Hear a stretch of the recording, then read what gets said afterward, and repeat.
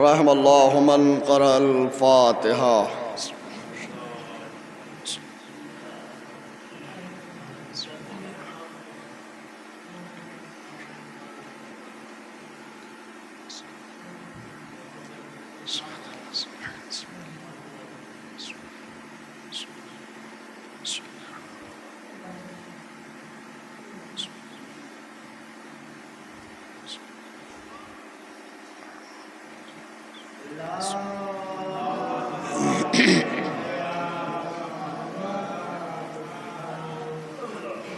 لا حول ولا قوة إلا بالله العلي العظيم۔ أعوذ بالله من الشيطان اللعين الرجيم، بسم الله الرحمن الرحيم۔ الحمد لله رب العالمين، الصلاة والسلام والتحية والإكرام على النبي الأمي المكي المدني القرشي الأبتغي الهاشمي مولانا ومولى الثقلين جد الحسن والحسين أبي القاسم محمد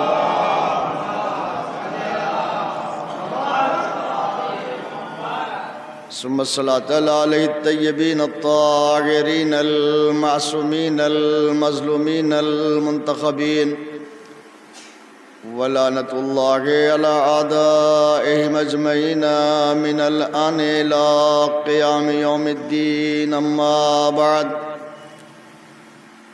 وقد قال الله تعالى في محكم كتابه المجيد وهو أصدق القائلين وقوله الحق، بسم الله الرحمن الرحيم، تبارك الذي بيده الملك وهو على كل شيء قدير، الذي خلق الموت والحياة ليبلوكم أيكم أحسن عملا وهو العزيز الغفور۔ صلوات بھیج دے عظمت عالم۔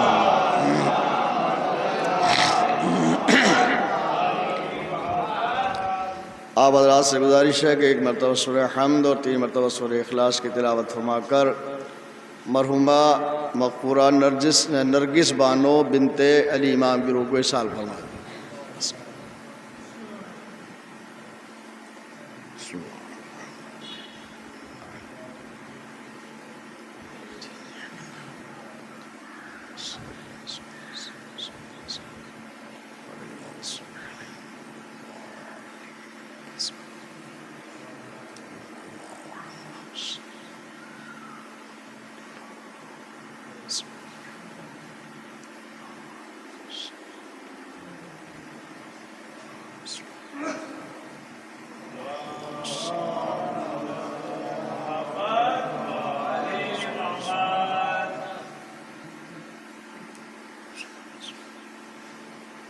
ایک اور صلوات بھیج دے عظمت آل محمد پر۔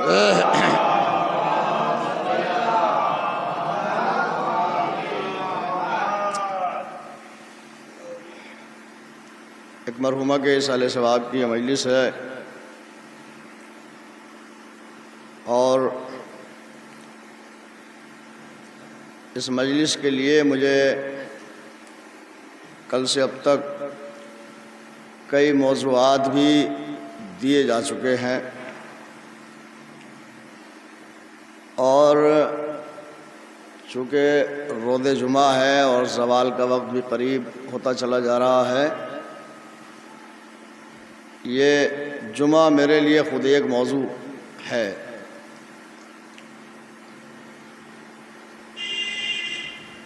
انشاءاللہ کچھ روشنی ہوگی ان موضوعات پر۔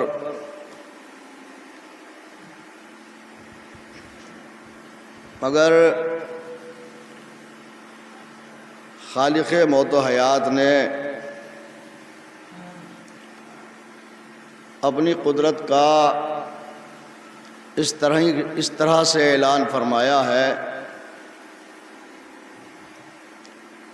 کہ وہ سورہ ملک کی پہلی آیت میں یہ کہتا ہوا نظر آتا ہے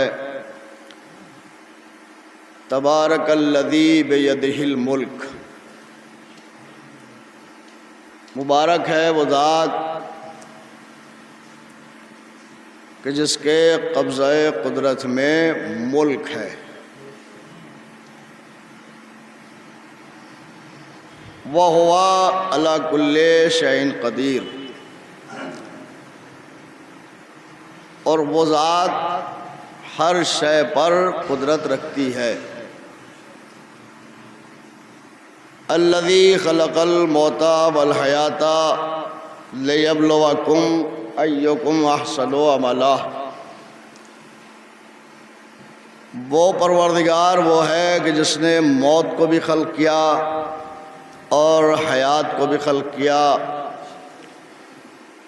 تاکہ تمہیں آزمائے، لیبلوکم ایکم احسن عملا، کائے کے ذریعے سے آزمائے گا کہ تم میں بہتر عمل کرنے والا کون ہے۔ پھر اس نے اپنی شان بتائی، وَهُوَ الْعَزِيزُ الْغَفُورُ، وہ پروردگار مہربان بھی ہے اور معاف کرنے والا بھی ہے۔ پروردگار عالم نے جو دین رسول اسلام کو دیا ہے وہ دین بڑا مستحکم ہے، اور یہ دین عقل ہے۔ اس دین کا دار و مدار عقل پہ بہت زیادہ ہے۔ اللہ کو آپ نے کاہے سے پہچانا؟ دلائل بعد میں ہیں، عقل پہلے ہے۔ معرفت پروردگار کیسے حاصل ہوئی؟ اس نے سب سے پہلے عقل کو رہبر بنا کر آپ کو دیا، تو عقل نے آپ کی رہبری کی، عقل نے ہدایت کی، عقل نے بتایا کہ کوئی معبود ہے جس نے ہم کو خلق کیا ہے۔ آپ کو دلیل کی ضرورت نہیں ہے کہ قرآن سے، حدیث سے یا روایات سے کوئی دلیل آپ کو دی جائے، یہ بات کی چیزیں ہیں۔ دلیل جب مانگی جاتی ہے یہ بات کی چیز ہے۔ سب سے پہلی دلیل ہے ہماری عقل، سب سے پہلی رہبر ہے ہماری عقل، سب سے پہلے ہدایت کرتی ہے ہماری عقل کہ کوئی نہ کوئی اس دنیا کو چلانے والا ہے، یہ دنیا بغیر چلانے والے کے نہیں بن سکتی۔ غالباً علامہ مجلسی کا وہ مجھے جملہ یاد آ گیا جب ان کو ایک مناظرے کے لیے بلایا گیا، ایک دہریہ جو انکار کر رہا تھا پروردگار عالم کا کہ کوئی خدا نہیں ہے، کوئی اللہ نہیں ہے، تو بادشاہ بڑا پریشان تھا۔ اس نے علماء کو اکٹھا کیا مگر کوئی عالم اس کی دلیل نہ دے پایا کہ پروردگار ہے، اس دنیا کو چلانے والا ہے۔ لہذا یہ بات غالباً علامہ مجلسی کے لیے ہے۔ علامہ مجلسی کو جب بلایا گیا تو جو وقت مقرر کیا گیا تھا وہ اس وقت پہ نہیں آئے، انہوں نے جان بوجھ کر تاخیر کی، اور جب وقت گزر گیا تو وہ دربار میں پہنچے تو پہلا سوال یہ ہوا کہ آپ نے آنے میں تاخیر کیوں کی؟ توجہ کریے گا، آپ نے آنے میں دیر کیوں کی؟ علامہ مجلسی نے کہا، ایک قضیہ بنایا کہ بھائی میرا گھر جو ہے وہ دریا کے اس پار ہے، دریا کے اس پار میرا گھر ہے، لہذا میں کھڑا ہوا انتظار کر رہا تھا کہ کوئی کشتی آ جائے، کشتی آئی نہیں، مجھے آنے میں تاخیر ہوئی۔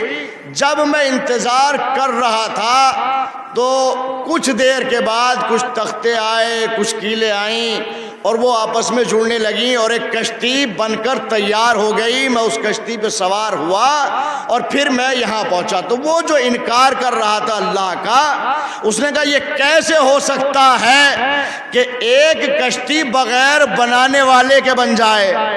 اور کرے آپ، یہ کیسے ہو سکتا ہے؟ مناظرہ کس بات پہ تھا؟ سمجھانا کس چیز کو تھا؟ کہ اللہ ہے۔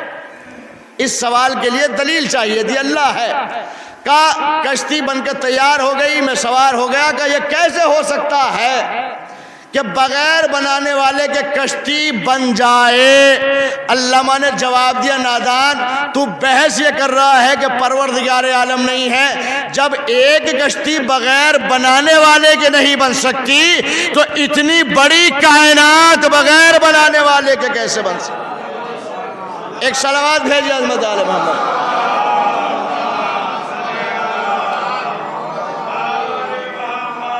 بن جائے گی اتنی بڑی کائنات بغیر بنانے والے کے، تو اس کا مطلب یہ ہوا کہ دین میں عقل کا بہت دخل ہے۔ آپ اپنی عقل کو استعمال کریے۔ عقل کیا چیز ہے دیکھیے، توجہ کریے گا۔ علامہ یعقوب کلینی، شیخ یعقوب کلینی، جن کی کتاب اصول کافی ہے، انہوں نے ایک باب قائم کیا ہے عقل و جہل کے عنوان سے۔ اس میں امام جعفر صادق علیہ السلام سے ایک روایت،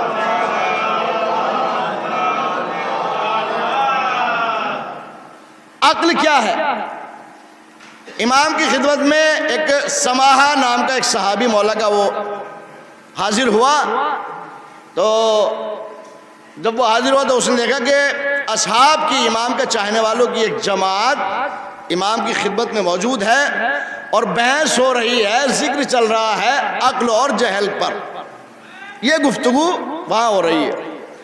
تو حاضر ہوا، آنے کے بعد سلام کیا تو مولا نے فرمایا کہ کیا میں تمہیں عقل اور اس کے لشکر، جہل اور اس کے لشکر کے بارے میں کچھ بتاؤں؟ کچھ جانتے ہو؟ اس نے کہا مولا ہمیں تو آپ نے جتنا بتایا ہم اتنا جانتے ہیں، اس کے علاوہ ہم کچھ نہیں جانتے۔ مولا نے کہا اگر عقل اور اس کے لشکر کو پہچان لوگے، جہل اور اس کے لشکر کو پہچان لوگے تو تم ہدایت پا جاؤ گے۔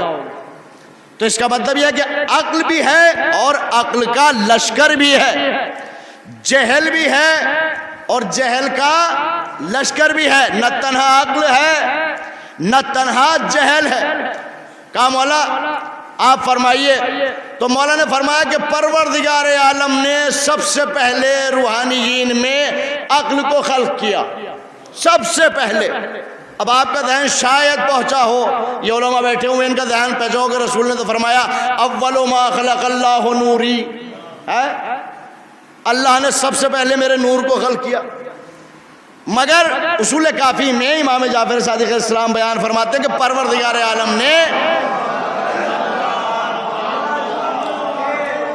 سب سے پہلے عقل کو، روحانیین میں سب سے پہلے عقل کو پیدا کیا اپنے نور سے، اور اپنے نور سے بھی یمین عرش سے، عرش کے داہنی طرف سے اللہ نے عقل کو پیدا کیا۔ اور جب عقل کی تخلیق ہو گئی، عقل کو اللہ نے پیدا کر دیا، توجہ کریے گا، تو اللہ نے عقل سے کہا پیچھے ہٹو، عقل پیچھے ہٹ گئی۔ اللہ نے کہا آگے بڑھو، عقل آگے بڑھ گئی۔ تو پروردگار عالم نے عقل سے کہا کہ میں نے تجھے خلقت عظیم پر پیدا کیا اور تجھے پوری کائنات پہ فضیلت دی، اور اس کے بعد پروردگار عالم نے جہل کو ایک نمکدار دریا سے، شور دریا سے خلق کیا، ظلمات سے جہل کو خلق کیا۔ جہل سے خلق کرنے کے بعد پروردگار عالم نے کہا پیچھے ہٹو، تو جہل پیچھے ہٹ گیا۔ اللہ نے کہا آگے بڑھو، اس نے آگے بڑھنے سے انکار کر دیا، توجہ کریے گا، اس نے آگے بڑھنے سے انکار کر دیا۔ پروردگار عالم نے کہا تو نے تکبر کیا، تو نے غرور کیا، اس لیے کہ اللہ کہہ رہا تھا پیچھے ہٹو تو پیچھے ہٹ گیا۔ جب اللہ نے کہا آگے بڑھو تو جہل آگے نہیں بڑھا اور جہل وہیں کھڑا رہ گیا۔ اللہ نے کہا تو نے تکبر کیا، تو نے غرور کیا، لہذا اب تو میری رحمت سے مایوس ہوگا، میری رحمت سے مایوس رہے گا۔ پروردگار عالم نے دونوں کی خلقت کے بعد عقل کو 75 خوبیوں سے نوازا، توجہ کریے گا، عقل کو 75 خوبیوں سے نوازا۔ جیسے ہی عقل کو پروردگار عالم نے ان 75 خوبیوں سے نوازا تو اب جہل کے دل میں عقل کے لیے عداوت پیدا ہوئی، حسد پیدا ہوا ہے۔ اتنی عزت عقل کو مل گئی پروردگار عالم کی طرف سے، تو جہل کے دل میں حسد پیدا ہوا۔ مگر جہل نے اللہ سے کہا پروردگار تو نے مجھے بھی خلق کیا، عقل کو بھی خلق کیا، عقل کو 75 خوبیوں سے نواز دیا، کیا میرے لیے کچھ نہیں ہے؟ دیکھیے یہ رحمت پروردگار عالم کا معاملہ ہے، یہ رحمت پروردگار عالم کا معاملہ ہے۔ جیسے ہی جہل نے کہا میرے لیے کچھ نہیں ہے، کہا بتا کیا چاہتا ہے؟ کہا پروردگار تم مجھے بھی ایسا ہی نواز جیسے عقل کو نوازا ہے، جیسے 75 خوبیاں عقل کو دی ہیں، لہذا کچھ میرے لیے بھی ہونا چاہیے۔ اللہ نے کہا جہل سے کہ اگر میں نے تجھے نواز دیا اور تو نے اس کی نافرمانی کی تو تو اور تیرا لشکر میری رحمت سے مایوس ہو جائے گا۔ ایک صلوات پڑھیں عظمت آل محمد۔ اب یہ میں نتیجہ آپ کے حوالے کرتا ہوں، تو اور تیرا لشکر میری رحمت سے مایوس ہو جائے گا۔ جہل نے کہا کہاں پروردگار عالم اگر میں نے نافرمانی کی تو مجھے یہ شرط منظور ہے، میں تیری رحمت سے مایوس ہو جاؤں گا، یہ مجھے قبول ہے۔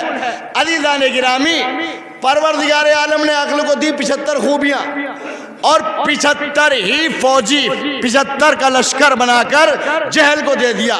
اب عقل کے لشکر میں پہلی چیز ہے الخیر، توجہ کریے گا، الخیر وَهُوَ وَزِيرُ العقل۔ اللہ نے عقل کو 75 خوبیاں دی، اس میں پہلی چیز کیا رکھی؟ خیر، اچھائی۔ اچھائی کے لیے پروردگار عالم نے کہا الخیر وَهُوَ وَزِيرُ العقل، یہ خیر جو ہے عقل کا وزیر ہے۔ غور نہیں کیا آپ نے؟ یہ خیر عقل کا وزیر ہے، یعنی عقل جیسا کہے گی یہ خیر ویسے ہی آگے بڑھتا چلے جائے گا۔ وَضِدُّ الْعَقْلِ وَضِدُّهُ الشَّرُّ، عقل کی ضد کیا ہے؟ شر۔ جہل عقل کی ضد ہوئی، اس کا نام دیا گیا شر۔ ضدُّهُ الشر وَهُوَ وزیر الجہل، توجہ کریے گا، وَهُوَ وزیر الجہل۔ دو چیزیں نکل کے سامنے آ گئی، خیر کے ساتھ عقل کے ساتھ میں خیر۔ خیر کیا ہے؟ یہ عقل کا وزیر ہے۔ شر کیا ہے؟ یہ جہل کا وزیر ہے۔ اب فیصلہ آپ کے ہاتھ میں ہے کہ اگر خیر نظر آ رہا ہے تو پھر عقل کا وزیر آگے بڑھ رہا ہے، اور اگر شر نظر آ رہا ہے تو جہل کا وزیر آگے بڑھ رہا ہے۔ ایک صلوات بھیجیے عظمت آل محمد۔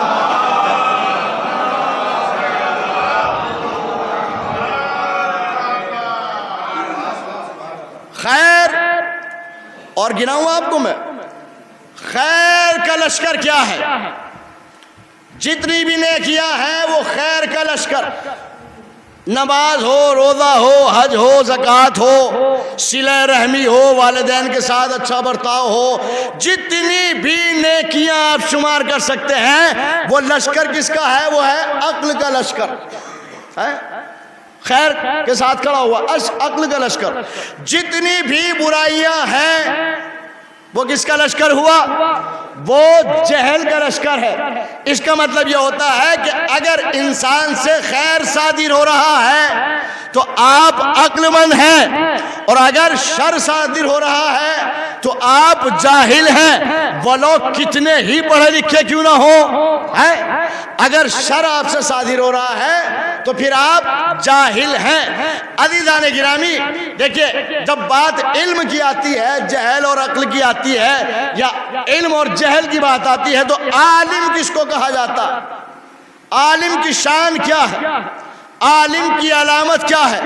میں ایک چھوٹا سا طالب علم ہوں، میں یہ نہیں کہتا کہ میں عالم ہوں، نہ میرا دعویٰ ہے اور نہ میں عالم ہو سکتا، اس لیے کہ جو شرائط میں نے عالم کی پڑھی ہے اور آپ کے لیے جو کہا گیا ہے کہ آپ عالم کی اتباع کرو، ایک لفظ مجھے کہیں دکھائیے گا پوری تاریخ اسلام میں کہا گیا ہو کہیں پر کہ آپ مولوی کی اتباع کرو، نہیں، لفظ مولوی کی اتباع نہیں ہے، عالم کی اتباع ہے، جس کو آپ عالم بھی کہتے ہیں۔ اتباع عالم کی ہے۔ عالم کی پہچان کیا ہے؟ عالم کی علامتیں کیا ہیں؟ عالم کس کو کہتے ہیں؟ عالم کی شان کیا ہے؟ تو چھٹے امام نے ارشاد فرمائی،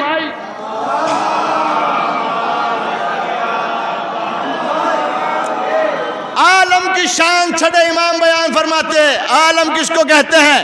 پہلی علامت صائنن لنفسے،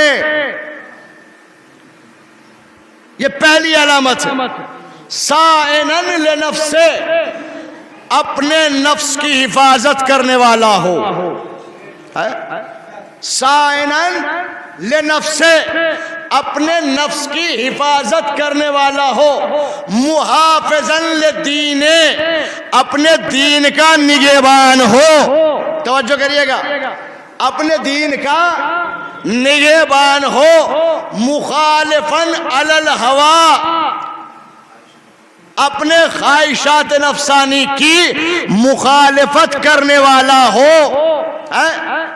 چوتھی شرط، مطیعاً لامر مولا، امر مولا کا مطیع ہو۔ تو شریعت یہ کہتی ہے جس عالم میں یہ چار شرطیں پائی جائیں، عوام پر واجب ہے کہ اس کی اتباع کریں۔ عوام پر واجب ہے۔ میری دلیل، میرا کہنا آپ کے لیے حجت نہیں ہے، جو میں کہہ دوں وہ آپ مان لیں کہ حجت ہے۔ اب جو میں بات عرض کرنا چاہتا ہوں، چونکہ بہت سے موضوعات مجھے دیے گئے تھے، اس میں ہر موضوع پہ بات نہیں کر سکتا۔ یہ مجالسیں جو اذان کے وقت میں ہو رہی ہیں، یہ مجالسیں جو اذان کے وقت میں ہو رہی ہیں، اذان روک دی گئی، نماز جماعت ہو رہی ہے، مجلس ہو رہی ہے۔ ایک امام کا قول سنا تو یہی چھٹے امام ارشاد فرماتے ہیں، ایک صلوات بھیجیے عظمت آل محمد پر۔ چھٹے امام نے ارشاد فرمایا، عقل مند کون ہے؟ یہ ابو حنیفہ سے بہت سی گفتگو مولا کی ہوتی تھی، اسی گفتگو میں ایک سوال یہ پوچھا مولا نے ابو حنیفہ سے، ابو حنیفہ یہ بتاؤ عقل مند کون ہے؟ تو ابو حنیفہ کہتے ہیں کہ مولا عقل مند وہ ہے کہ جو اچھے برے کی تمیز کرتا ہو، دوست اور دشمن کو پہچانتا ہو۔ کہ یہ صفات تو جانور میں بھی پائی جاتی ہے، وہ اچھے برے کی بھی تمیز کرتا ہے، اسے مارا جاتا ہے، ساری چیزیں اس کے ساتھ بھی ہوتی ہیں تو وہی پہچانتا ہے۔ کمالا مجھے نہیں معلوم، آپ بیان فرمائیے۔ اب توجہ کریے گا، مولا نے ارشاد فرمایا اگر تمہیں نہیں معلوم تو سنو، عقل مند کون ہے؟ عقل مند وہ ہے کہ جو دو اچھائیوں میں یہ طے کر لے کہ کون سی اچھائی زیادہ بہتر ہے۔ توجہ کریے گا، عقل مند وہ ہے، حوالے میرے پاس موجود ہے اس میں، عقل مند وہ ہے کہ جو دو اچھائیوں میں یہ، میں نے آپ کے سامنے کہا نا، عقل سب سے بڑی رہبر ہے، عقل سب سے پہلے ہدایت کرتی ہے۔ عقل مند وہ ہے کہ جو دو اچھائیوں میں یہ طے کر لے کہ کون سی اچھائی بہتر ہے، اور دو برائیوں میں یہ طے کر لے کہ کون سی برائی زیادہ بڑی ہے، اسے کہتے ہیں عقل مند۔ مجلس بھی ہو رہی ہے، یہ بھی اچھائی، نماز کا وقت ہو گیا، اذان کا وقت ہو گیا، اذان ہو رہی ہے، یہ بھی اچھائی۔ عقل کہتی ہے یہ فیصلہ کرو کہ کون سی اچھائی زیادہ بہتر ہے۔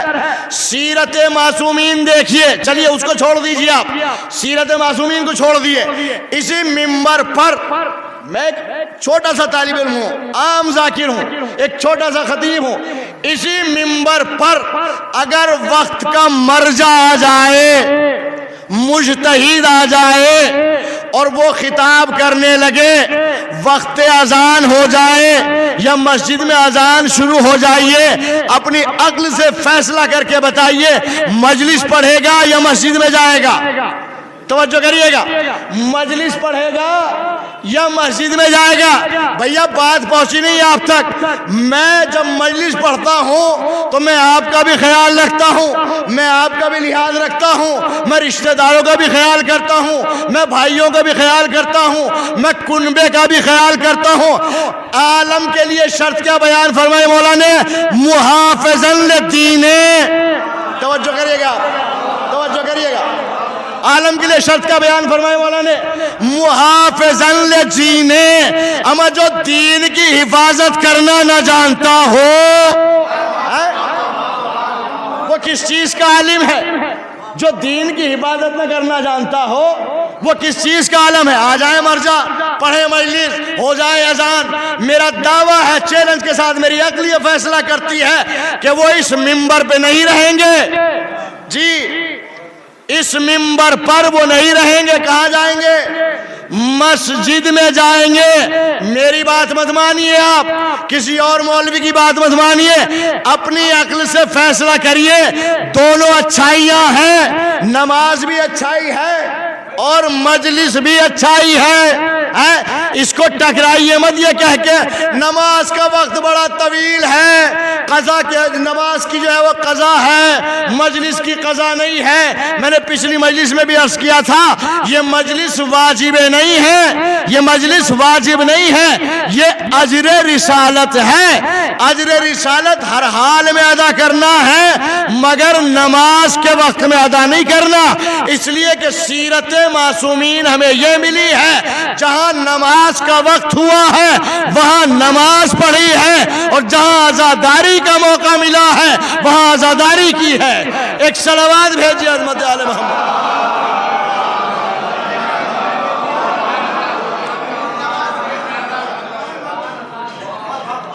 اب سنیے، کون ہوتا ہے عالم؟ سائنن لنفسے، سائنن لنفسے، جو اپنے نفس کی حفاظت کرنے والا ہوتا ہے۔ یہ نفس بے لگام گھوڑا ہے، جی یہ بے لگام گھوڑا ہے، اگر آپ اس کے لگام کو کسیں گے نہیں تو یہ آپ کو ہر طرف لے جائے گا، اچھائیوں سے نکال کے برائیوں کی طرف۔ حدیث ہے جو آیت الکرسی ہے، اس کی آخری آیت آپ نے سنی نا، پڑھتے ہیں آپ، وہ ذہن میں ہوگی آپ، یہ نور سے ظلمات کی طرف بھی لے جاتا ہے، اندھیروں کی طرف، اور ظلمات سے نور کی طرف بھی لے آتا ہے۔ اگر آپ نے اس کی لگام کو نہیں کھینچا تو یہ نور سے نکال کے ظلمات کی طرف لے جائے گا، یہ نور سے نکال کے نار کی طرف لے جائے گا۔ اگر آپ نے اس کی لگام کو کھینچ لیا تو پھر یہ آپ کو ظلمات سے نکال کے نور کی طرف لے آئے گا، یہ ہے نفس۔ اب علماء کی شان کیا ہے؟ علامت کیا ہے علماء کی؟ عالم کی علامت کیا؟ سائنن لنفسے، اپنے نفس کی حفاظت کرنے والا ہو۔ میں نے جب میں ایران میں تھا تو میں نے آغا خمینی کے ایک وصیت نامے پڑھا۔ آغا خمینی بیان کرتے ہیں اپنے وصیت نامے میں، انہوں نے لکھا کہ ایک روز میرا دل یہ چاہا کہ میں تربوز کھاؤں۔ کتنی سی شے ہے تربوز؟ کوئی قیمتی شے نہیں، مگر ان کے نفس نے چاہا، ان کے دل نے چاہا کہ میں تربوز کھاؤں۔ انہوں نے ایک تربوز خریدا بازار سے، اور تربوز خریدنے کے بعد لے کے آئے گھر پر، اس کو کاٹا اور کھانا شروع کر دیا۔ خمینی صاحب کا ایک دوست تھا، بڑا بے تکلف دوست، وہ کھا رہے تھے، اسی اسنا میں وہ حاضر ہو گیا۔ خمینی صاحب کھاتے رہے مگر اپنے دوست سے تکلفاً بھی یہ نہیں کہا کہ آؤ شریک ہو جاؤ کھا لو۔ کیسا لگے گا آپ کو؟ کوئی دوست آپ کا کوئی کھانا تناول فرما رہا ہو، آپ حاضر ہو جائیں اور وہ آپ کو نہ پوچھے تو آپ کو کیسا لگے گا؟ بڑا عجیب سا محسوس کریں گے، بڑا فیل کریں گے آپ اس بات کو۔ کچھ نہ کچھ الفاظ آپ کے منہ سے بعد میں نکلیں گے، آپ نے پوچھا نہیں۔ جب خمینی صاحب کھا چکے تھے کہ سائنن لنفسے، عالم کی شرط یہ ہے، پہلی شرط اپنے نفس کا محافظ ہو۔ جب خمینی صاحب کھا چکے تو اس نے کہا آغا میرے سے آپ کی اتنی اچھی دوستی ہے، میرا آنا جانا ہے، بے تکلف آپ سے میری دوستی ہے، آپ نے مجھے تکلفاً بھی یہ نہیں کہا کہ بسم اللہ کہ میرے ساتھ کھا لیجئے شریک ہو جائے۔ تو آقا نے بیان فرمایا کہ اس کی وجہ ہے، توجہ کریے گا، اس کی وجہ ہے کہ میں نے تمہیں کیوں نہیں کہا کھانے کے لیے۔ کہا وجہ کیا ہے؟ اسے اور تشویق ہوئی، کا وجہ کیا؟ کا وجہ یہ ہے آج میرے نفس نے یہ چاہا کہ میں تربوز تناول فرماؤں، لہذا میں نے نفس کی پیروی کی، میں تربوز لے آیا، تربوز کو کاٹا، میں نے کھانا شروع کر دیا۔ میں نے اپنے نفس کو سزا دینے کے لیے تربوز میں اتنا زیادہ نمک ملا دیا تھا کہ تربوز کڑوا ہو گیا تھا۔ توجہ کریے گا، میں نے اپنے آپ کو، اپنے نفس کو سزا دینے کے لیے تربوز میں اتنا نمک ملا دیا تھا کہ وہ کڑوا ہو گیا تھا۔ اب سمجھ میں آیا میں نے تمہیں کیوں نہیں معلوم کیا، میں نے تم سے کھانے کے لیے کیوں نہیں کہا؟ میں نے اس لیے نہیں کہا کہ میں اپنے نفس کو سزا دے رہا تھا۔ یہ ہے عالم کی پہچان، اس کو کہتے ہیں عالم۔ میں اپنے نفس کو سزا دے رہا تھا، میں نے نہیں چاہا کہ میں اپنے نفس کو سزا دوں اور میرا دوست اس میں شریک ہو جائے۔ عزیزان گرامی، اس کو امام نے بیان فرمایا کہ عالم وہ ہے جو سائنًا لنفسہ ہی۔ یہ مجلس اذان کے وقت میں ختم نہ ہونا یہ اس بات کی دلیل ہے کہ ہم اپنے نفس کی حفاظت ہی نہیں کرتے ہیں۔ جب نفس کی حفاظت نہیں کرتے تو پھر کلیہ یہ نکل کے آتا ہے کہ انسان دین کا حفاظت نہیں کر سکتا ہے۔ جس سے نفس نہیں سنبھالا جا سکتا وہ اتنا بڑا دین کیسے سنبھال سکتا ہے؟ عزیزان گرامی ذرا غور کریے تو یہ مجلس سے ٹکرانا اذان کے وقت سے اس بات کی دلیل ہے کہ کہیں نہ کہیں ہماری انانیت، کہیں نہ کہیں ہماری ضدیں، ورنہ وقت اتنا ہوتا ہے۔ اچھا ایک بات درمیان میں آ گئی تو میں بیان کر دوں، یہ 7 دن ہفتے میں ہو جاتا، اذان کے وقت میں وہ چل رہی ہیں مجلسیں، پڑھنے والا بھی خطیب ہے، مولوی ہے، پھر آپ یہ کہتے کہ صاحب پڑھنے والے بھی مولوی تھے، بیٹھنے والے بھی مولوی تھے۔ میں یہ سمجھتا ہوں کہ جو دین کی رعایت نہیں کر سکتا وہ کسی کے حقوق کی رعایت نہیں کر سکتا۔ آپ سے اللہ کے حقوق کی رعایت نہیں ہو رہی، آپ دین کی رعایت نہیں کر رہے، یہ نماز اللہ کا حقوق ہے، اللہ کے حق ہے کہ نہیں ہے، آپ اس کی رعایت نہیں کر رہے، تو پھر یہ ہوتا پڑھنے والے بھی مولوی ہیں، سننے والے بھی مولوی ہیں، یہ نہیں اٹھ رہے۔ یہ 7 دن اذان کی کوئی رعایت نہیں ہوتی، ایک دن بچتا ہے جمعے کا۔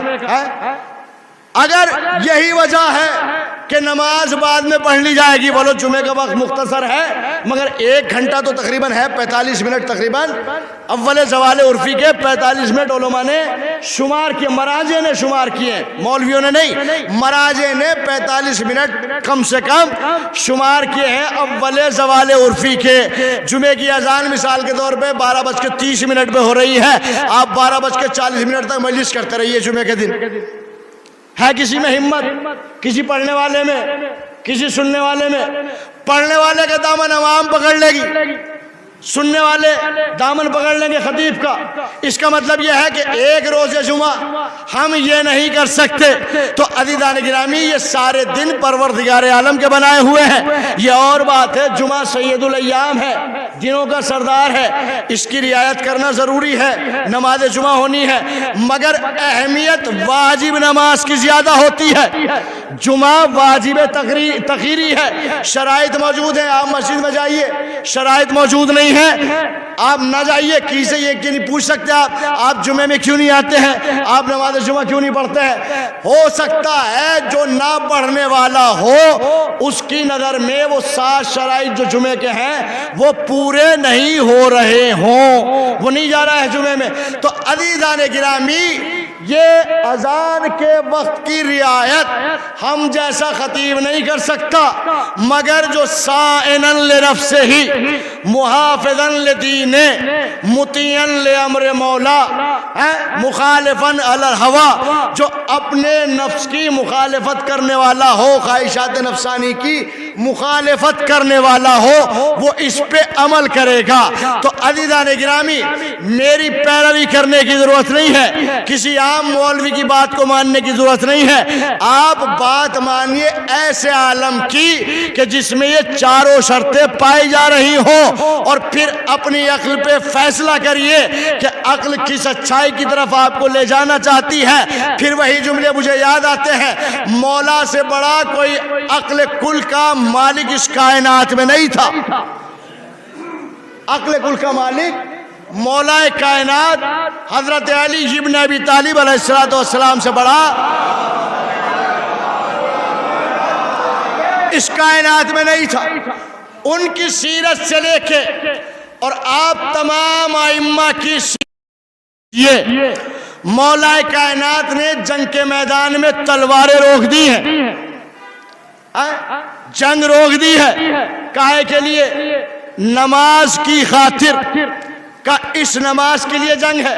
یہ مولا کائنات کی سیرت، حسین ابن علی کی سیرت، نماز کا وقت ہو گیا، اتنے اہم جنگ کے میدان میں جنگ روکنا اس بات کی دلیل ہے کہ مولا نے فرمایا کہ اس نماز کے لیے جنگ ہے، نماز کو بچانے کے لیے جنگ ہے۔ دیکھیے وہاں نماز کو پامال نہیں کیا جا رہا تھا، وہ بھی نماز پڑھنے والے تھے، ادھر بھی صفیں لگی ہوئی تھی، ادھر بھی جماعت ہو رہی تھی۔ میں نے روایت میں پڑھا ہے روز جمعہ تھا، عاشور روز جمعہ تھا، شمر جو قاتل امام حسین ہے یہ جمعے کی امامت کر رہا تھا، تو ادھر بھی نمازیں ہو رہی تھی، ادھر بھی نمازیں تھی۔ مولا جی فرما رہے جنگ روک کے کہ ہمیں نماز پڑھنی ہے، نماز کا وقت ہو گیا۔ اس کا مطلب یہ ہے کہ نماز پڑھنا اور بات ہے اور اقامہ کرنا اور بات ہے۔ نماز پڑھنا عام لوگوں کی عادت ہوتی ہے، مگر اقامہ صلاۃ جس کو یوں کہہ لیا جائے کہ نماز کی حفاظت، یہ سیرت معصومین علیہ السلام ہوتی ہے، یہ نماز کی حفاظت کرنے والے ہیں۔ انہوں نے نماز کو تیروں کے ہنگام میں جنگ کو روک کر نماز پڑھ کے بتایا کہ سعید و زہیر کے سینے تیروں سے چھلنی ہو سکتے ہیں مگر اللہ کی عبادت نہیں رک سکتی ہے۔ ایک صلوات بھیجی عظمت آل محمد۔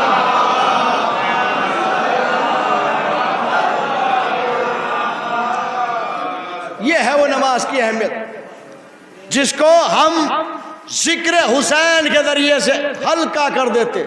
میں نے پچھلی مجلس میں بھی عرض کیا تھا، نماز میں سے سورہ حمد کم نہیں ہوتا، یا آپ نے حمد پڑھی اور سورہ قل کو چھوڑ دیا، یا انا اعطیناک کو چھوڑ دیا، یا سورہ قدر کو چھوڑ دیا، وہ نہیں پڑھا، پھر کسی نے کہا کہ نماز کو ہلکا کر دیا۔ نہیں، نماز کو ہلکا کرنے کا مطلب ہی یہی ہے کہ آپ اس کے وقت کو ذکر حسین سے ٹکرا رہے ہیں،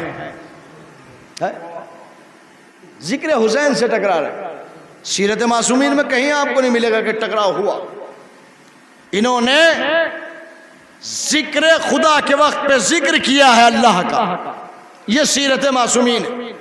تو عزیزان گرامی، یہ تمہیدی میرے کلمات تھے، بہت سی باتیں مجھے کہی گئی تھی، موت کے بارے میں گفتگو کرنی ہے اور اطاعت والدین، حقوق العباد، ان سب کے بارے میں گفتگو کرنی ہے۔ تمام خطیب ہمارے پڑھ کے تھک گئے ہیں، مگر جب اپنی انانیت اور تکبر آگے آتا ہے تو نہ خطیبوں کی بات یاد رہتی ہے نہ مولویوں کی بات یاد رہتی ہے، صرف اپنی انانیت باقی رہ جائے، اپنی ناک بچ جائے، یہ ساری فکر انسان کو رہتی ہے۔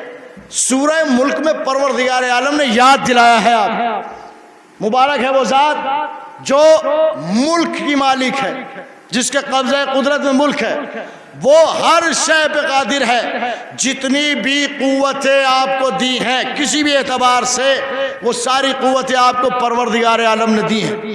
وہ پروردگار الذی خلق الموت والحیات، جس نے موت اور حیات کو خلق کیا، لیبلوکم ایکم احسن عملا، اس لیے خلق کیا موت و حیات کو تاکہ اس کے ذریعے سے تمہاری آزمائش ہو کہ تم میں بہترین عمل کرنے والا کون ہے۔ اللہ تم سے عمل تو چاہتا ہی ہے، مگر عمل کے ساتھ ساتھ وہ بہترین عمل چاہتا ہے۔ پروردگار عالم نے آپ کو بنانے کے بعد کہا تھا میں احسن الخالقین ہوں، میں سب سے بہتر بنانے والا ہوں۔ تو جس نے آپ کو سب سے بہتر بنایا ہے وہ آپ سے سب سے بہتر عمل چاہتا ہے۔ عزیزان گرامی، وہ سب سے بہتر عمل چاہتا ہے۔ اگر ہم عمل کے میدان میں ندارد ہیں تو اس زندگی کا کوئی فائدہ نہیں ہے۔ اللہ نے یہ کہا ہے وما خلقت الجن والانس الا لیعبدون، ہم نے جن اور انسانوں کو اس لیے خلق کیا ہے تاکہ وہ ہماری ہماری عبادت کریں۔ اس کی تشریح امام نے فرمایا ہے، دو لفظوں سے فرمایا۔ امام نے کہا کہ یہ یعبدون سے مراد لیعرفون ہے، کہ ہماری معرفت حاصل کریں۔ بڑا عجیب لفظ امام نے رکھ دیا، یہ عبادت سے بھی بڑا لفظ ہے، عبادت سے بھی بڑا لفظ ہے یعرفون۔ ہماری اللہ کی معرفت حاصل کرنے کے لیے جب معرفت پروردگار عالم حاصل ہو جائے گی تو انسان مطیع اور فرما بردار ہوگا، اطاعت کرنے والا ہوگا۔ اگر اطاعت نہیں پائی جا رہی ہے تو اس کا مطلب معرفت پروردگار ہمیں حاصل نہیں ہوئی ہے۔ پھر کیسا دعویٰ ہے جنت کا؟ جہاں معرفت پروردگار نہ ہو وہاں پروردگار عالم سے جنت مانگی جائے، یہ سوال بالکل بیہودہ ہے۔ جہاں معرفت ہی نہیں ہے آپ کو اللہ کی، جب معرفت نہیں ہے تو اطاعت نہیں ہے، اطاعت نہیں ہے تو سوال جنت عبث ہے۔ جنت پروردگار عالم نے عابدوں کے لیے رکھی ہے، جنت عارفوں کے لیے رکھی ہے۔ آج ہم جنت کا سوال کریں، جنت ہمیں ملنے والی نہیں ہے۔ اگر ہم عابد نہیں ہیں، اگر ہم اللہ کو پہچانتے نہیں ہیں، اچھا پہچان کا ذریعہ کیا ہے؟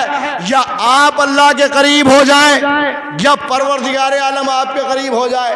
وہ اتنا قریب ہے کہ وہ کہتا کہ میں تمہاری شہرک سے زیادہ قریب ہوں، مگر مجبوری یہ ہے کہ ہم دیکھتے نہیں ہیں، وہ محسوس نہیں کرتے کہ وہ ہماری شہرک سے زیادہ قریب کیسے ہے۔ اور اگر ہم اللہ کے قریب جائیں تو پھر واپسی کا امکان یہی ہے نا، واپسی کا امکان جو ہے ختم ہو گیا۔ پھر کہیں نہ کہیں آپ کو ان ذوات مقدسہ کی طرف جانا پڑے گا کہ جس ذات نے سب سے پہلا جملہ یہ فرمایا، پروردگار میں نے تجھے ارادوں کے ٹوٹنے سے پہچانا۔ مولا کائنات حضرت علی بن ابی طالب علیہ السلام،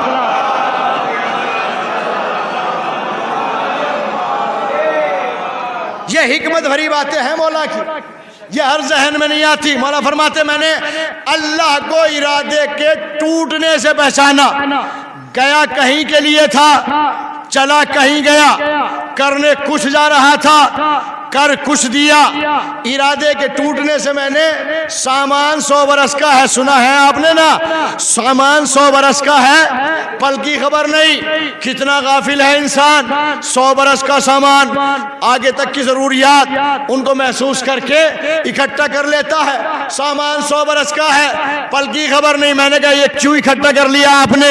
کہا بڑی طویل زندگی ہے۔ میں نے کوئی دلیل ہے آپ کے پاس کہ آپ کل تک بھی زندہ رہیں گے؟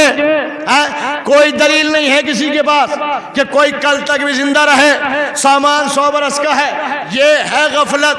جہاں ہزارہا برس جس کا کوئی شمار نہیں زندہ رہنا ہے، وہاں کے لیے انسان بالکل غافل ہے، اور دنیا میں محدود زندگی گزارنی ہے، اس کے لیے بڑے انتظام ہے۔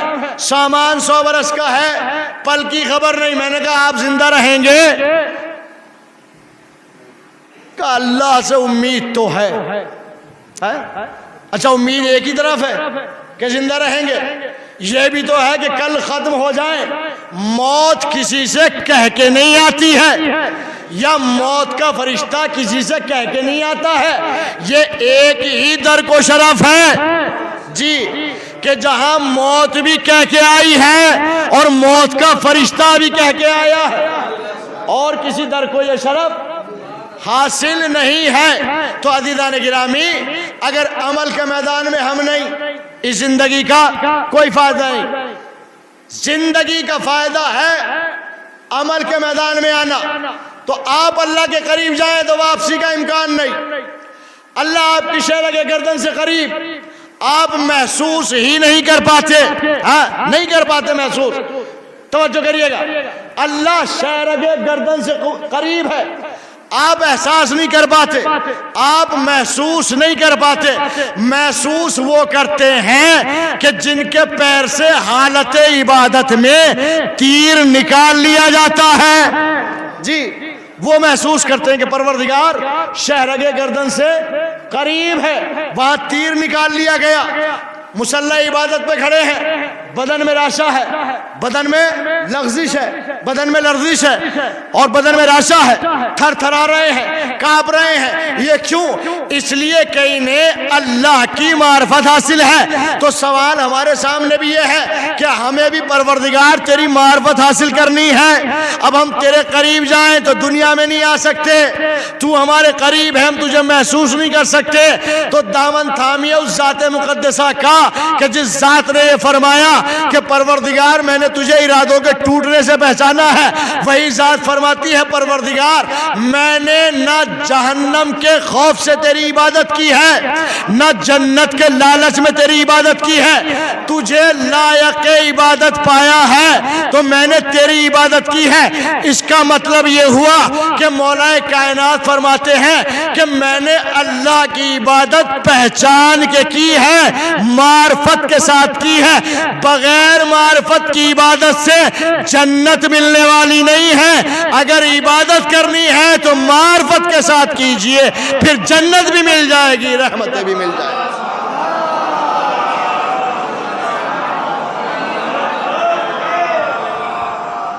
بغیر معرفت کی عبادت سے، یہ حکمت کی باتیں، حکمت کی باتیں ہمیں قبول نہیں ہوتی، حکمت کی باتیں ہم قبول نہیں کرتے، جھجکتے نہیں. رسول اسلام کا وہ واقعہ جب آپ ہجرت کر کے آئے ہیں اور پھر تقریباً 7 یا 8 ہجری میں فتح مکہ کے موقع پر، اس سے 1 سال پہلے جب آپ حج کے لیے روانہ ہوئے اپنے احباب کے ساتھ، اصحاب کے ساتھ، تو کفار مکہ نے آپ کو بیچ راستے ہی میں روک دیا، بیچ راستے میں روک دیا کہ ہم آپ کو اس سال حج نہیں کرنے دیں گے. ہم جیسا کوئی ہوتا اور ساتھ میں اتنے افراد ہوتے تو پھر معاملہ ہی کچھ اور ہو جاتا. ہاں؟ اللہ کے رسول نے کہا بھائی کوئی بات بننے کے لیے کوئی معاہدہ کا سلو ہو جائے، کا سلو ہوگی. کفار مکہ نے کہا شرائط ہمارے آپ کو منظور کرنے پڑے گا. رسول اسلام نے کہا ٹھیک ہے. سلو ہونے لگی. مولا کائنات سے رسول اسلام نے فرمایا کہ سلو نامہ تیار کرو. مولا کائنات نے کاغذ قلم لیا اور سلو نامہ تیار کرنا شروع کیا. لکھا بسم اللہ کے بعد کہ رسول اللہ کی سلو مکے والوں کے ساتھ، یہ اس کا ٹائٹل عنوان تھا. جیسے ہی پہلا جملہ لکھا گیا کفار برہم ہو گئے، کہنے لگے علی سے یہ جملہ کاٹیے رسول اللہ. کہا کیوں؟ کہا اس لیے ہم اللہ کے رسول انہیں مانتے ہی نہیں ہیں. رسول اسلام نے دیکھا کفار مکہ کے تیور بگڑے ہوئے، علی سے کہا یا علی اس جملے کو کاٹ دیجیے آپ. کہ یا رسول اللہ جن ہاتھوں نے آپ کو رسول اللہ لکھ دیا ہو یہ کیسے ممکن ہے کہ وہ ہاتھ کاٹ دیں؟ رسول اسلام نے خود اس جملے کو کاٹا اور رسول اللہ کی جگہ لکھا محمد ابن عبداللہ کی صلح مکے والوں کے ساتھ. یہ عنوان رسول نے بدل دی. کہا مکے والے کہتے کہ اے محمد ابن عبداللہ ہماری پہلی شرط یہ ہے کہ اس سال آپ بغیر حج کے واپس چلے جائیں گے. کہا مجھے منظور ہے، مجھے منظور ہے. کہ دوسری شرط یہ ہے کہ اس سال میں اگر کوئی کافر آپ کی طرف آ گیا تو آپ کو اسے واپس کرنا پڑے گا. رسول اسلام نے کہا ٹھیک ہے. کہ تیسری شرط، 3 شرطیں مجھے ملی ہے پوری صلح حدیبیہ اور اس صلح میں. تیسری شرط یہ ہے کہ اگر اس سال میں کوئی مسلمان ہماری قید میں آ گیا تو وہ واپس نہیں ملے گا. رسول اللہ نے کہا یہ بھی مجھے منظور ہے، یہ بھی مجھے منظور ہے. ساتھ میں ایک ایسے شجاع، ایک ایسے بہادر تھے جو کسی میدان میں نہیں ٹکے. انہوں نے کہا کہ اللہ کے رسول آپ ان کی ساری شرطیں مان رہے ہیں اور بار بار اپنی تلوار پہ جو ہاتھ جائے، رسول اللہ روک دے کہ میں بتاؤں ان کو آپ ان کی شرطیں کیوں مانی؟ رسول نے یہ شرطیں مانی ہے، یہ کیوں مانی؟ اس لیے کہ قرآن کی آیت ہے، هو الذی بعث فی الامیین رسولا منہم یتلو علیہم آیاتہ ویزکیہم وَيُعَلِّمُهُمُ الْكِتَابَ وَالْحِکْمَةَ۔ توجہ کریے گا، یہ آج ہی کے لیے ہے، یہ آیت تقریباً یاد ہوگی جو لوگ جو ہے وہ جمعے میں شرکت کرتے ہیں۔ مجھے ٹائم معلوم ہے 12 بجے سے پہلے مجلس ختم ہو جائے گی، قبلہ میں مجھ سے زیادہ کوئی رعایت نہیں کر سکتا یہاں پہ۔ آپ مجھے موبائل مت دکھائیے، گھڑی مت دکھائیے، میرا وقت میرے پاس موجود ہے، یہ جب ہو جائے گا تو میں ممبر سے اتر جاؤں گا۔ آیت ہے قرآن مجید کی، هو الذی بعث، دو چیزیں اللہ نے صاف کی اس میں، هو الذی بعث۔ رسول اسلام کے لیے امت یہ مانتی ہے کہ رسول کو علم نہیں تھا، رسول پڑھے لکھے نہیں تھے، اللہ نے دلیل بنایا یہ جو میں بھیج رہا ہوں نا، جس کو مبعوث کر رہا ہوں، اس کی شان یہ ہے کہ وہ میری آیات کی تلاوت کرتا ہے، تلاوت جاہل نہیں کرتا، تلاوت پڑھا لکھا کرتا ہے، تلاوت پڑھا لکھا کرتا ہے۔ وَيُعَلِّمُهُمُ الْكِتَابَ وَالْحِکْمَةَ، رسول کی شان یہ ہے کہ میری آیات کی تلاوت کرتا ہے، وہ تزکیہ نفس کرتا ہے، وہ تعلیم دیتا ہے آپ کو، حکمت کی کتاب کی تعلیم دیتا ہے۔ چار چیزیں بیان فرمائی پروردگار عالم نے۔ رسول کے لیے جو کہا جا رہا ہے نا کہ رسول کو علم نہیں تھا، رسول جانتے نہیں تھے، رسول امی تھے، رسول پڑھے لکھے نہیں تھے، اللہ نے کہا نادانو چار دلیل ہیں، تم قرآن رٹنا جانتے ہو، قرآن پڑھنا نہیں جانتے، تم قرآن رٹنا جانتے ہو، قرآن پڑھنا نہیں جانتے۔ کبھی قرآن کو پڑھو، قرآن کو سمجھو۔ پہلی دلیل بنائی اللہ نے کہ رسول پڑھا لکھا تھا، وہ آیات کی تلاوت کرتا ہے۔ دوسری دلیل بنائی اللہ نے، وہ کتاب کی تعلیم دیتا ہے۔ تیسری دلیل بنائی اللہ نے، وہ تزکیہ نفس کرتا ہے۔ چوتھی دلیل بنائی اللہ نے، وہ حکمت کی تعلیم دیتا ہے۔ عزیزان گرامی، یہ جو تینوں شرط رسول اسلام نے مانی ہیں، اس میں اللہ کے رسول کی حکمت تھی۔ ایک کافر ادھر آ جائے، مسلمانوں میں آ جائے تو یہ اسلام کا نقصان ہے، وہ اسلام کا کھائے گا، اسلام کا پیے گا، مگر اسلام کا نہیں ہوگا۔ اللہ کے رسول نے کہا ہمیں تیسری شرط بھی منظور ہے، اگر کوئی مسلمان کافروں کی قید میں چلا جائے تو یہ تنہا مسلمان نہیں رہے گا، اس لیے کہ یہ ہمارا بنایا ہوا مسلمان نہیں ہے، یہ اللہ کے رسول کا بنایا ہوا مسلمان ہے۔ یہ سیرت ایسی پیش کرے گا کہ اکیلا ہو کے بھی اپنے ساتھ 10 کو مسلمان کر لے گا۔ تو یہ اللہ کے رسول حکمت کی باتیں بیان کرنے والا ہے، حکمت کی باتیں بتاتا ہے۔ عزیزان گرامی، اسلام کی پوری تاریخ اٹھا کر دیکھ لیجئے، اسلام کا کوئی عمل بھی حکمت سے خالی نہیں ہے، اسلام کا کوئی عمل بھی حکمت سے خالی نہیں ہے۔ اللہ کے رسول نے بتا دیا ہمارا ایک ہی ایسا ہوگا جو 10 کو اپنے جیسا بنا لے گا۔ اگر نہیں آپ کو یقین آتا تو سلمان کی زندگی دیکھ لیجئے، ابو ذر کی زندگی دیکھ لیجئے، مقداد کی زندگی دیکھ لیجئے، ایسے ایسے صحابی ہو گئے کہ رسول کو کہنا پڑا سلمان ولو غیر ہوتے آیا ہے نکل کر، مگر سلمان و منا اہل البیت، سلمان کو غیر مت سمجھنا، سلمان ہم اہل بیت میں سے ہے۔ تو عزیزان گرامی، رسول کا بنایا ہوا مسلمان ایسی سیرت اپنا لیتا ہے کہ رسول اہل بیت میں ہونے کی سند پیش کر دیتے ہیں۔ ایک صلوات بھیجیے عظمت آل محمد۔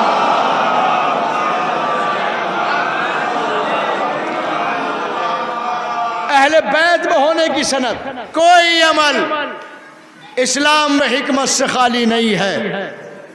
حسین کربلا کے میدان میں جو بچوں کو لے کے گئے، عورتوں کو لے کے گئے،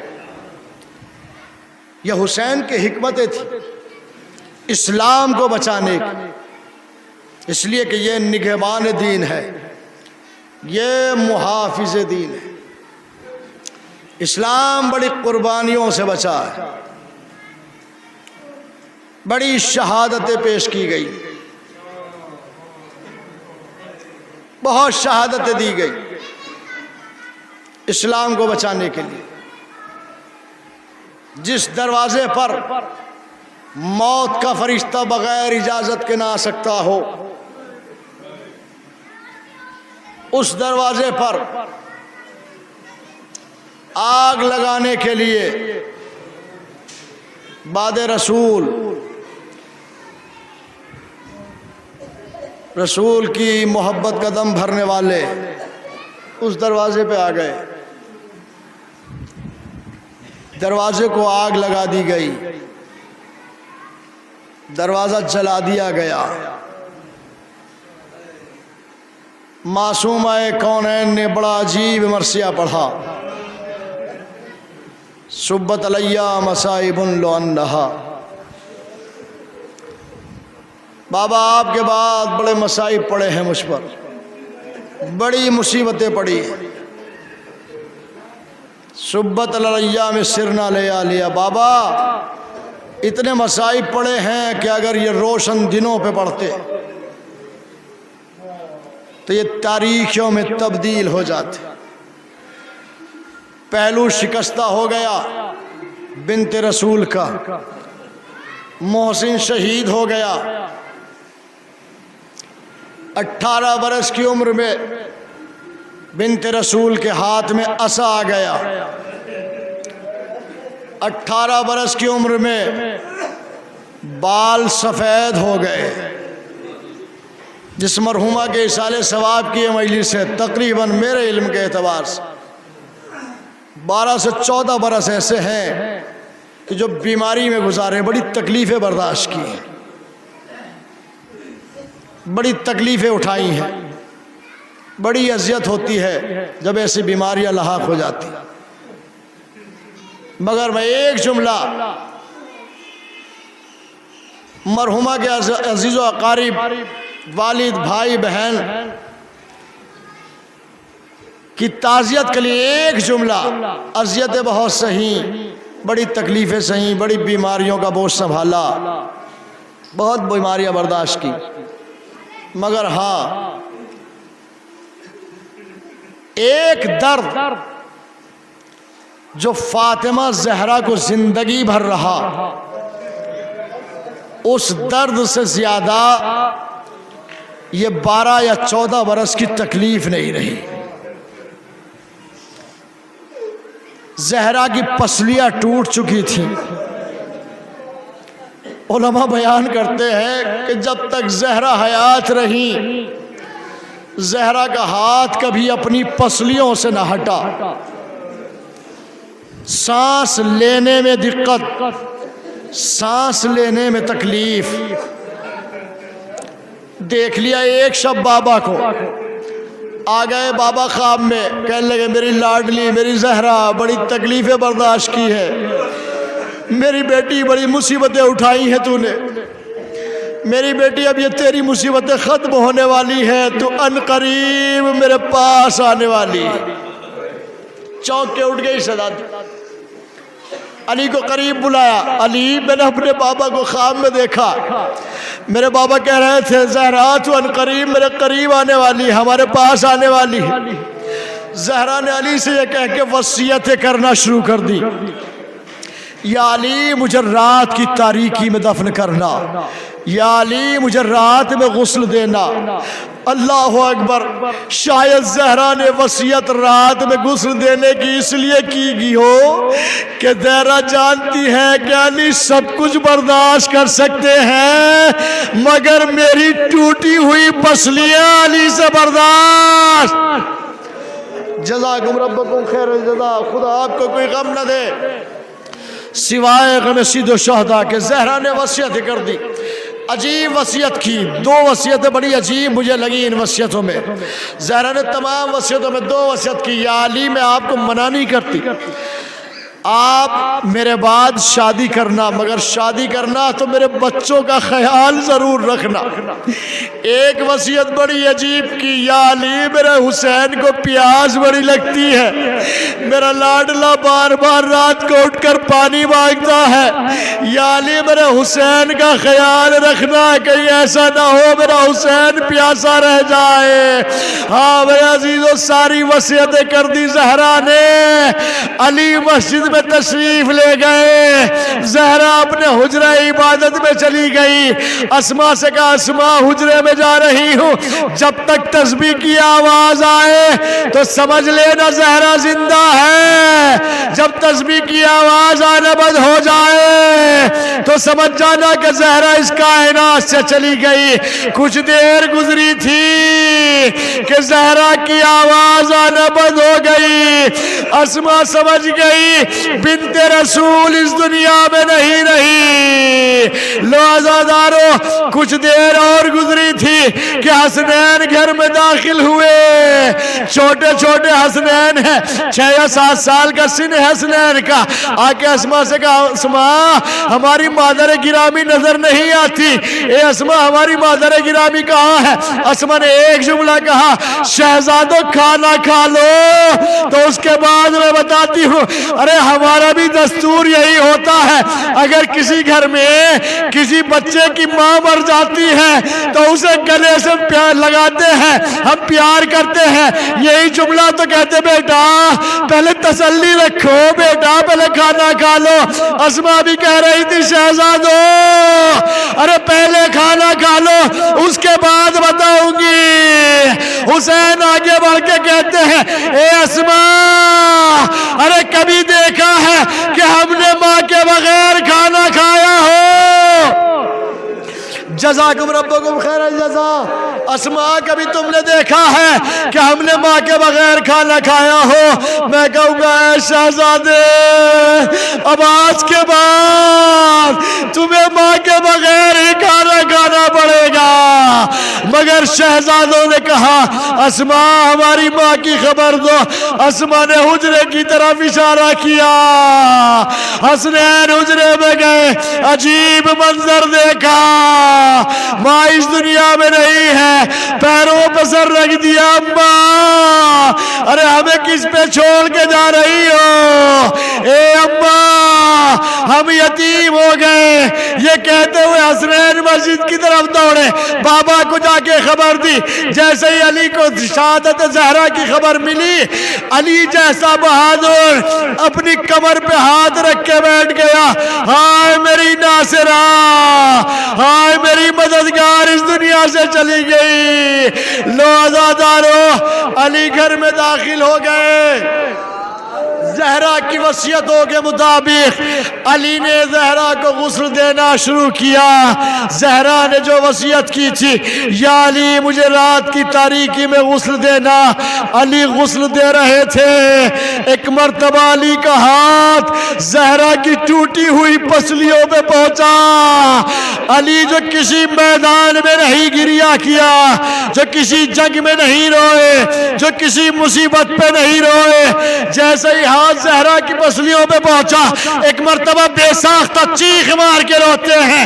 غسل سے فارغ ہوئے، سلمان نے ہاتھوں کو جوڑا، میرے مولا میرے آقا یہ گستاخی ہوگی، مگر اتنا بتا دیجئے ہم نے کبھی آپ کو روتے ہوئے نہیں دیکھا، یہ چیخ مار کے گریا تم کیوں کر رہے تھے؟ سلمان سے میرا مولا کہتا ہے اے سلمان ارے میرا ہاتھ زہرا کی ٹوٹی ہوئی پسلیوں پہ پہنچ گیا، مجھے احساس ہوا کہ علی موجود رہا، زہرا کی پسلیاں ٹوٹ گئی، جو دوسروں کا مشکل کشا تھا۔ جزاکم ربکم خیر الجزا۔ علی نے غسل دے دیا، زہرا کو کفن پہنا دیا، بس ختم ہو گئی مجلس۔ زہرا کو کفن پہنا دیا، کفن پہنا کے صحن خانہ میں جنازہ رکھ دیا۔ زہرا کی وصیت تھی میرے جنازے میں ان کو شریک مت ہونے دینا جنہوں نے مجھ پہ ظلم کیا ہے۔ اسی سبب سے زینب ام کلثوم حسن و حسین سسکیاں لے کر گریا کر رہے تھے، گھٹ گھٹ کر گریا کر رہے تھے تاکہ دشمنوں کو پتہ نہ چل جائے۔ اسی اسنا میں علی کی آواز آئی حسن آگے بڑھو ماں کا آخری دیدار کر لو، زینب آگے بڑھو ماں کا آخری دیدار کر لو، ام کلثوم ماں کا آخری دیدار۔ حسین کو دیکھا صحن خانہ کے ایک گوشے میں کھڑے ہوئے گھٹ گھٹ کے سسکیوں کے ساتھ میرا مولا گریا کر رہا تھا۔ علی کی آواز آئی حسین ارے ماں کے قریب جاؤ، ماں کا آخری دیدار کر لو۔ حسین کی آواز نکلی بابا جب تک ماں نہیں بلائے گی جب تک ماں کے قریب نہیں جاؤں گا. میں نے علماء سے سنا ہے کہ جب بھی حسین داخل ہوتے تھے زہرا اپنی باہوں کو پھیلا دیا کرتی تھی, حسین زہرا کے گلے سے لپٹ جاتے تھے. آج حسین وہی جملے دوہرا رہے بابا جب تک ماں نہیں بلائے گی میں ماں کے قریب نہیں جاؤں گا. زہرا کے کانوں سے حسین کی صدا ٹکرائی, بندے کفن کھلنے لگے. زہرا نے ہاتھوں کو پہنا دیا, آجا میرے لال. حسین زہرا کے سینے پہ عجب نہیں ایک وعدہ لیا ہو, اماں 11 ہجری میں تم نے بلایا میں چلا آیا. اماں 61 ہجری میں گھوڑے کی پشت سے جب میں زمین کربلا پہ آ جاؤں اماں میں تمہیں آواز دوں گا, اے اماں میری مدد کے لیے چلی آنا, مجھے آغوش میں لینے کے لیے چلی آنا. علماء کہتے ہیں حسین پشت فرس سے زمین کربلا پہ آ رہے تھے, زہرا آغوش پھیلائے کھڑی تھی. آجا میرے حسین, آجا میری آغوش.